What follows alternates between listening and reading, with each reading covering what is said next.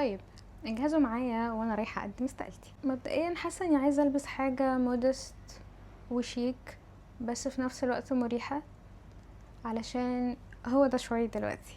فهلبس الاوتفيت واجيلكم. انا مؤمنه ان الحياه مراحل، وكل مرحله ليها شكلها وليها اهدافها، واوقات علشان ندخل مرحله جديده لازم نقفل ابواب قديمه، وعشان كده انا قررت استقيل.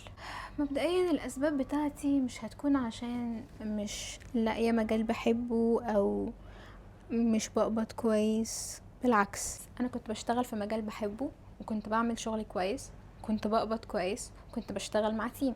الشغل كان بيخليني اتعلم حاجات كتير واكسب خبرات واتعامل مع ناس، وكنت فخورة جدا باللي انا بعمله. لكن مع الوقت بدأت احس ان في حاجة مش مظبوطة، حياتي مش متوازنة. في الاول كنت بقول لنفسي فترة وهتعدي، الضغط طبيعي، اي شغل فيه صعوبات. لكن بدأت الاقي نفسي برجع البيت مرهقة ذهنيا اكتر من جسديا، ومش بلاقي وقت ان انا اركز مع نفسي. حتى الحاجات اللي كنت بحب اعملها ما بقتش بعملها. واللي لاحظته ان كل ما بحاول استحمل اكتر، كل ما ببتدي افقد حماسي وشغفي اكتر. وجالي وقت سألت نفسي، هو انا بشتغل ليه؟ بشتغل عشان اعيش حياة افضل. طب ازاي هتبقى افضل وانا مش مرتاحة نفسيا؟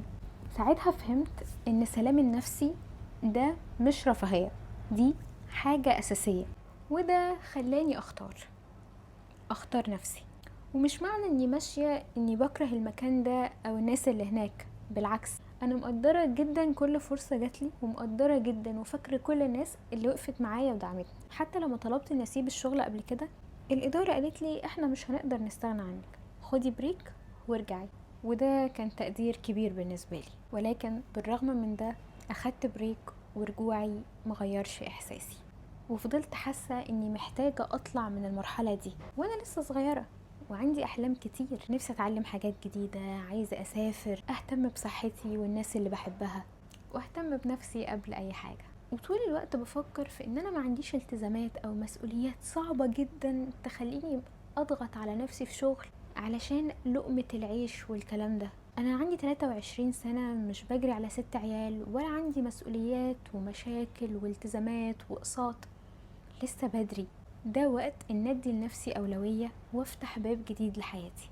لو انتوا في مكان حاسين ان هو بيستهلكوا اكتر ما بيبنيكوا، اسمعوا نفسكم. الشغل مهم والفلوس مهمة، بس سلامكم النفسي اهم بكتير.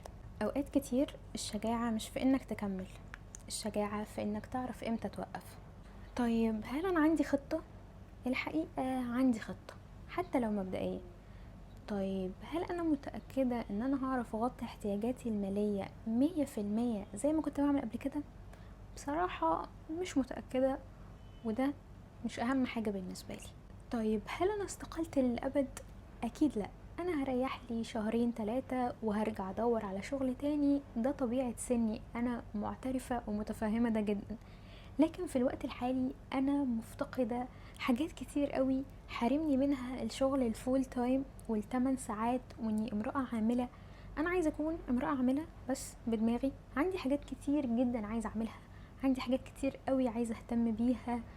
اولهم نفسي واولهم صحتي اللي بجد جيت عليها كتير قوي الفترة اللي فاتت. فده كان قراري، ودي بداية جديدة في حياتي. واخيرا، لو عايزين تتابعوا معايا رحلتي الجاية، ما تنسوش تعملوا سبسكرايب، وخلينا نبدأ فصل جديد مع بعض. وبس كده، يومكم جميل.